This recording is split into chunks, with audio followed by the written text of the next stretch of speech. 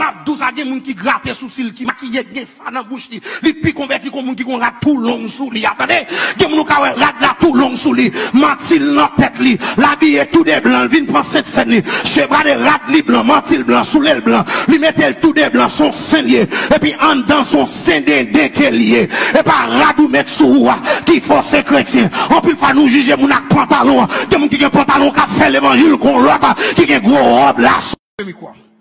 C'est ça ouais. C'est ça ouais. Mais kounya sim dou koko. Ou te ouais dehors. Sim dou kounya là. Sim comment ouais m'kounya là. Ou te ouais dehors seulement. Dis comment ouais m'kounya.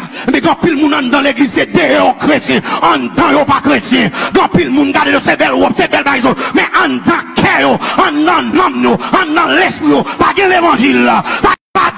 Pour garder en tant que moun nan, garde comment lié l'église protestante, suspend juger moun sous salmete, suspend juger moun sous janvier, juger moun sous action plutôt, juger moun sous quel plutôt, juger moun sous parole plutôt.